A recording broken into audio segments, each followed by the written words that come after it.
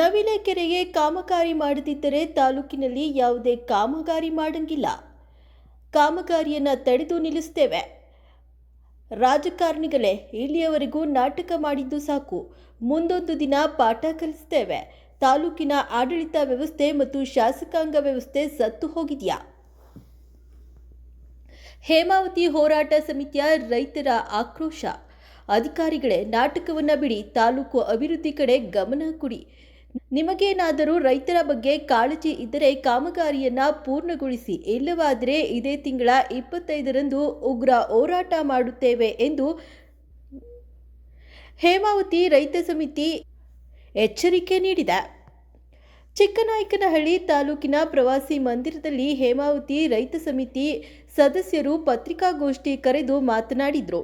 ರಾಜಕೀಯ ಪಕ್ಷಗಳು ತಾಲೂಕಿನ ಜನ ಮುಗ್ಧರು ಎಂಬ ಸುಳ್ಳು ನಾಟಕವಾಡಿ ಮೋಸ ಮಾಡಿದ್ದು ಸಾಕು. ಇನ್ನು ಮುಂದಾದರೂ ತಾಲೂಕಿನ 26 ಕೆರೆಗಳಿಗೆ ನೀರು ಹರಿಸುವ ಕಾರ್ಯ ಮಾಡಿ ಸ್ವಾಮಿ.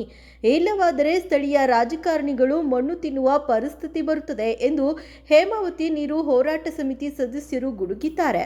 ತಾಲೂಕಿನಲ್ಲಿ ಗಣಿಬಾಧಿತ ಪ್ರದೇಶದ ಅಭಿವೃದ್ಧಿಗೆ ಮೀಸಲಿಟ್ಟ ಹಣವನ್ನೆಲ್ಲ ಕಾಂಕ್ರೀಟ್ ರಸ್ತೆಗೆ, ಕಳಪೆ ಕಾಮಗಾರಿಗೆ ಹಾಕಿ ಜನರಿಗೆ ಮಂಕುಬೂತಿ ಎರಚುತ್ತಿರುವುದು ಗುತ್ತಿಗೆದಾರರಿಗೂ ಮತ್ತು ರಾಜಕಾರಣಿಗಳಿಗೂ ಪಾಠ ಕಲಿಸುತ್ತೇವೆ ಎಂದು ಎಚ್ಚರಿಕೆ ನೀಡಿದ್ದಾರೆ. ಏನಾರು ಆದ್ರೆ ಫಸ್ಟ್ ಯಾವ್ದಾರ ಕಾಮಗಾರಿ ಅಂತ ಬಂದ್ರೆ ಫಸ್ಟ್ ನೀರಾವರಿ ಲಭ್ಯತೆ ಕೊಡಲೇಬೇಕು. ಸಾಕು. ಇವ್ರ ನಾಟಕಗಳನ್ನ ನಾವು ಯಾರು ಕೇಳಕ್ಕೆ ತಯಾರಿಲ್ಲ. ಇವ್ರ ನಾಟಕಗಳು ಕೇಳಿ ನೋಡಿ ಸಾಕಾಗೋಗ್ಬಿಟ್ಟಿದೆ ನಮಗೆ. ನಿಮ್ಮ ಏನೇನು ಕಾಮಗಾರಿ ಎಲ್ಲ ನಡೀತಾರೆ, ಈ ಕಾಮಗಾರಿ ನಾವು ಕಣ್ಣಾರೆ ವೀಕ್ಷಣೆ ಮಾಡ್ತಾ ಇದ್ದೀವಿ. ಇವರು ಬಂದಿದ್ದಾಗಿರ್ಬೋದು, ಸಾಕಷ್ಟು ಹಗರಣಗಳು ವಿಫಲ ಆಗಿರ್ತಾರೆ.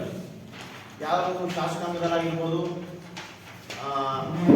ಕಾರ್ಯಾಂಗಗಳಾಗಿರ್ಬೋದು, ಇವರು ಈ 18 ವರ್ಷದಿಂದಲೂ ಕೂಡ ನೀರು ಚಿಕ್ಕನಾಯಕನಹಳ್ಳಿ ಜನತೆಗೆ ನೀರು ಕೊಡ್ತೀವಿ ಅಂತ ಹೇಳಿ ಒಂದು ಆಶ್ವಾಸನೆ ಇವರು ಈ 18 ವರ್ಷ ಕಳೆದು ಬಂದ್ಬಿಟ್ಟಿದ್ದಾರೆ.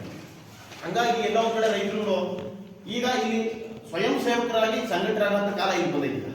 ಯಾಕೆಂದ್ರೆ 18 ವರ್ಷದಿಂದ ಆಗಿರೋ ನೋವು ಇವತ್ತು ರೈತರೆಲ್ಲರೂ ಕೂಡ ಆ ನೋವನ್ನ ಹೊರಾಗ್ತಾ ಇವತ್ತು ಈ ಸಭೆಯನ್ನ ಕರೆಸಿ ಇದು ಮಾಡ್ತಾ ಇದೀವಿ. ಹಾಗಾಗಿ ಈ ಮುಂದಿನ ದಿನಗಳಲ್ಲಿ ಈಗ 18 ವರ್ಷ ಆಯ್ತು, ಈ ಕೆಲಸ ನಡೀತಾ ಇದೆ. ಆ ಕೆಲಸದಲ್ಲಿ ಸಾಕಷ್ಟು ನ್ಯೂನ್ಯತೆಗಳಿದ್ದಾವೆ. ಇಲ್ಲಿ ತನಕ ಅಕ್ವೈಸೇಷನ್ ಎಲ್ಲ ಆಗಿತ್ತು, ಅಕ್ವೈಸೇಷನ್ ಎಲ್ಲ ಕಂಪ್ಲೀಟ್ ಆಗಿದೆ. ಈಗ ಇಲ್ಲಿ ತನಕ ಯಾರು ಅಕ್ವೈಸೇಷನ್ ಯಾರು ನೀರು ತರ್ತೀನಿ ಅಂತಾರೆ. ಬರೀ ನೀರು ತರ್ತೀವಿ ಅಂತ ಹೇಳಿದ್ರೆ ನೀರು ಯಾರು ತಂದಿಲ್ಲ. ಇನ್ನ ನೀರು ತರಕ್ಕೆ ಇವ್ರಿಗೆ ಯಾರಿಗೂ ಇಷ್ಟ ಇಲ್ಲ. ರೈತರು ಹೋರಾಟ ಮಾಡಿ Tumakuru AC office, DC office file ಹಿಡ್ಕೊಂಡ್ಬಿಟ್ಟು ಒಂದೊಂದು ಆಫೀಸ್ಗೆ ರೈತ ಹೋಗಿ ಡಾಕ್ಯುಮೆಂಟ್ಸ್ ಮಾಡಿಸಿ ಒಬ್ಬೊಬ್ಬರು ರೈತರ ಮನೆ ತಕ್ಕ ಹೋಗಿ ಆ ರೈತರನ್ನು ಒಪ್ಪಿಸಿ ನೀರು ತರ ಲೆವೆಲ್ಗೆ ಇವತ್ತು ರೈತರುಗಳು ಇಳಿದವ್ರೆ ಅಂದ್ರೆ ರೈತರಿಗೆ ಆ ಪವರ್ ಐತೆ ಅಂತ ನಮ್ಮ ರಾಜಕಾರಣಿಗಳಿಗೆ ಗೊತ್ತಾಗಬೇಕು. ನಮಗೆ ಆ ತಾಕತ್ತೈತೆ, ನಮ್ಮ ರೈತರಿಗೆ ನಮ್ಮ ತಾಕತ್ತೈತೆ, ನಾವು ಮಾಡ್ತೀವಿ ಆ ಕೆಲಸ. ನಾವು ಮಾಡಲ್ಲ ಅಂತ ತಿಳ್ಕೊಂಡಿಲ್ಲ. ಅವ್ರು ತಿಳ್ಕೊಂಡಿರ್ಬೋದು. ಅವರು 17 ವರ್ಷದ ಆಟ ಆಡಿಸಿದ್ವಿ, ಇನ್ನೊಂದು 10 ವರ್ಷ ಆಟ ಆಡ್ಸೋಣ ಅಂತ.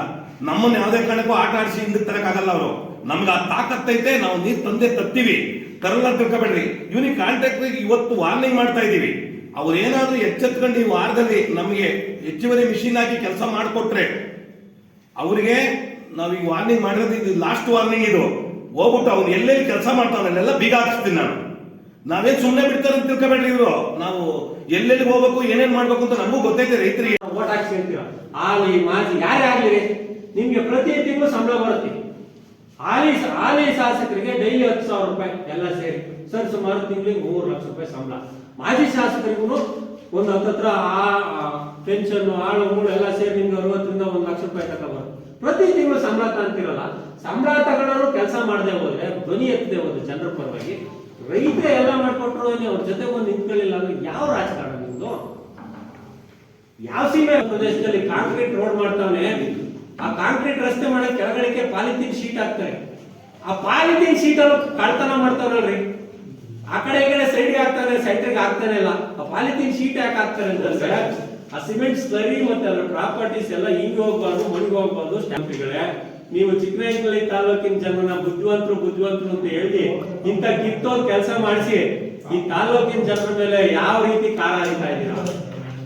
ಒಂದು ಭದ್ರಾ ಮೇಲ್ದಂಡೆ ನಮ್ಮೂರ ಹತ್ರ ಭಟ್ರಳ್ಳಿ ಹತ್ರ ಶುರುವಾಗಿ ಇವತ್ತಿಗೆ 4 ವರ್ಷ ಕಳೀತಾ ಬಂತು. ಇವತ್ತು ಸಹ ಮುಗ್ದಿಲ್ಲ. ಭದ್ರಾ ಮೇಲ್ದಂಡೆ ಕಾಮಗಾರಿ ಕೆಲಸ ಮುಗಿಸಕ್ಕೆ ಮುಗಿದರೆ ನೀರೆಲ್ಲ ವಾಣಿ ವಿಲಾಸ ಆಗಕ್ಕೆ ಹೋಗ್ತಾ ಇದೆ. ನಮ್ಮ ಪಾಲೆಲ್ರಿ ಚಿಕ್ಕನಾಯಕನಹಳ್ಳಿ ತಾಲೂಕಿನ ಯಾವುದೇ ಕಾರಣಕ್ಕೂ ನೀರು ಚಿಕ್ಕನಾಯಕನಹಳ್ಳಿ ತಾಲೂಕಿಗೆ ಪರಿಸ್ಥಿತಿ ಇಲ್ಲ. ಕಾರಣ ಏನು ಅಂದರೆ ಆ ಕೋರ್ಟ್ ಕೇಸ್ ಇದೆ, ಇದಿದೆ ಅಂತ ಹೇಳ್ಕೊಂಡೇ ಬಂದರು. ಆದರೂ ಈಗ ಸ್ವಯಂ ಪ್ರೇರಿತವಾಗಿ ರೈತರು ಸಹ ಜಾಗ ಬಿಟ್ಟರು. ಪೂಜಾರಿ ಕೊಟ್ಟರು ದೇವರು ಕೊಡಲ್ಲ ಅನ್ನಂಗೆ ಆಗಿದೆ, ದೇವ್ರು ಕೊಟ್ಟರು ಪೂಜಾರಿ ಕೊಡಲ್ಲ ಅನ್ನಂಗೆ ಆಗೈತಿ. ಯಾಕೆ ಗೊತ್ತಾ, ರೈತರು ಇದ್ದಂಗೆ. ಆದರೆ ಪೂಜಾರು ಅಂದರೆ ಶಾಸಕರಾಗಿ ಸ್ವಯಂ ಪ್ರೇರಿತವಾಗಿ ಬಂದು ಕೆಲಸ ಕಾರ್ಯಗಳನ್ನು ನೋಡಿ ಯಾವಾಗ ಕೆಲಸ ಮುಗೀತದೆ ಏನೋ ಅದು ಒಂದು ದಿವಸನೂ ಸಹ ಕಾಮಗಾರಿ ವಿಸಿಟ್ ಕೊಟ್ಟಿಲ್ಲ. ಇನ್ನೂ 3 ಕಿಲೋಮೀಟರ್ ಕಾಮಗಾರಿ ಆಗಬೇಕು. ಇದು 1 ಕಿಲೋಮೀಟರ್ ಮಾಡಬೇಕಾದ್ರೆ ಸುಮಾರು ದಿವಸ ತಗೊಂತಾರೆ. 30 ಅಡಿ ಅಡಾಗಿಸ್ಬೇಕು. ಅಲ್ಲಿ ನೋಡಿದ್ರೆ ಬಂಡೆ ಇದೆ, ಹಗಲು ರಾತ್ರಿ ಕೆಲಸ ಮಾಡ್ತಾ ಇದ್ದಾರೋ ಗೊತ್ತಾಗಿಲ್ಲ. ಅದನ್ನು ಶಾಸಕರು ಪ್ರತಿ ಕಾಮಗಾರಿಗೆ ಹೋಗ್ಬಿಟ್ಟು ಯಾವ ರೀತಿ ಕೆಲಸ ಮಾಡ್ತಿದ್ರೆ ಏನು ಅಂತ ನೇಟು ವಿಸಿಟ್ ಕೊಡಬೇಕು. ಶಾಸಕರು ಯಾವಾಗ ನೀರು ಬಿಡಬೇಕು, ಜೂನ್ 30 ನೀರು ಹರಿಸ್ತೀನಿ ಅಂತಾರೆ. ಆದ್ರೆ ನೋಡಿ ಇನ್ನೂ 3 ಕಿಲೋಮೀಟರ್ ಕೆಲಸ ಕಾಮಗಾರಿ ಇದೆ. ಯಾವುದೇ ಕಾರಣಕ್ಕೂ ಈ ಸತಿ ನೀರು ಬರೋಕ್ಕೆ ಸಾಧ್ಯತೆ ಇಲ್ಲ ಅನ್ನೋದು ಕಾಣ್ತಾ ಇದೆ. ಆದ್ರಿಂದ ಶಾಸಕ ಉಳಿಬೇಕು ಅಂತಂದ್ರೆ ನೀರಾವರಿ ಕೆಲಸಗಳು ಮೊದಲಾಗಬೇಕು. ಇವೇನೇನು ಈಗ ಕೆಲಸ ಮಾಡ್ತಾ ಇರೋಂಥವ್ರು ಕಾಂಟ್ರಾಕ್ಟ್ಗಳೆಲ್ಲ ಯಾರು ಇದಾರೋ ಅವರೆಲ್ಲರೂ ಫಸ್ಟ್ ಬಂದು ನೀರಾವರಿ ಆದ್ಯತೆ ಕೊಟ್ಟು 102 ತಿಂಗಳು ಅವಕಾಶ ಇರೋದು. 2 ತಿಂಗಳು ಮಳೆ ಬಂತು ಅಂತಂದ್ರೆ ಮುಗಿದಿತ್ತು, ಇನ್ನ ಕೆಲಸ ಮಾಡೋಕೆ ಅವಕಾಶ ಇರಲ್ಲ. ಇನ್ನ ಅದಾದ್ಮೇಲೆ ಇನ್ನ ಮಳೆಗಾಲ ಸ್ಟಾರ್ಟ್ ಆಗುತ್ತೆ, ಮಳೆಗಾಲದಲ್ಲಿ ಕೆಲಸ ಮಾಡೋಕ್ಕಾಗಲ್ಲ. ಹಂಗಾಗಿ ಎಲ್ಲ ಇನ್ನು ನಿಲ್ಲಿಸಿ ಏನೂ ಆಗಲ್ಲ. 2 ತಿಂಗಳು 3 ತಿಂಗಳು ನೀವು ನಿಮ್ದೇನಾಗಿ ಕಾಮಗಾರಿ ಇದೆಯಲ್ಲ, ಚರಂಡಿ ತೆಗೆಯೋದು, ಮಣ್ಣು ರೋಡ್ ಹಾಕೋದು, ಇದನ್ನೆಲ್ಲ ನಿಲ್ಲಿಸಿ ನವಲೆಕೆರೆ ಅಂದ್ರೆ ಹೇಮಾವತಿ ಚಾನಲ್ನಿಂದ ತ್ವರಿತವಾಗಿ ಅದನ್ನು ಶುರು ಮಾಡಿ ನಮಗೆ ಪ್ರತಿ ತಿಂಗಳಿಗೆ ಒಂದ್ಸತಿನೋ 15 ದಿನಕ್ಕೆ ಒಂದ್ಸತಿನೋ ರಿಪೋರ್ಟ್ ಮಾಡಲೇಬೇಕು. ರೈತರಿಗೆ ರಿಪೋರ್ಟ್ ಮಾಡಿ. ಯಾಕೆ ಮಾಡೋಕ್ಕಾಗಲ್ಲ?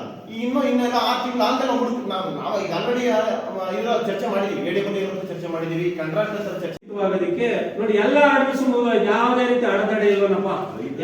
ರೈತರೇ ಸ್ವಯಂ ರೈತರನ್ನ ಹೇಳೋರು ಈಗ ಅವ್ರ ಫಾಲೋವರ್ಸು ಇವ್ರ ಭೂಮಿ ಕೊಡಲ್ಲ, ಅವ್ರ ಭೂಮಿ ಕೊಡಲ್ಲ ಅಂತ ಅವ್ರ ಮೇಲೆ ಕೆಸರು ಚಾಟ ಆಡೋರು. ವಾಸ್ತವವಾಗಿ ಹೌದಲ್ವಾ? ಈಗ ಯಾರು ಇಲ್ಲ ಅಂದಿಲ್ಲ, ಎಲ್ಲ ಸಂಪೂರ್ಣ ಭೂಮಿ ಕೊಟ್ಬಿಟ್ಟಾರೆ, ಎಲ್ಲ ಕೊಟ್ಟವ್ರೆ. ಕಾಮಗಾರಿ ಮಾಡಕ್ಕಿರೋದು 1 ತಿಂಗಳು ಸಮಯ ಇರೋದು. 1 ತಿಂಗಳು ಕೆಲಸ ಮಾಡಿದ್ರೆ ನಾನು ಹೇಳೋದಾದ್ರೆ ಇದನ್ನ ಡಿಪಾರ್ಟ್ಮೆಂಟ್ ಕಟ್ಟಿಗಳು ತುಂಬಿಸ್ರಿ. ನೀವು 8,000 ಜನ ಬೇಕಾದ್ರೆ ಉದ್ಯೋಗನ ಇಲ್ಲೇ ರೈತರು ಸೃಷ್ಟಿ ಮಾಡ್ತಿರ್ತಾರೆ.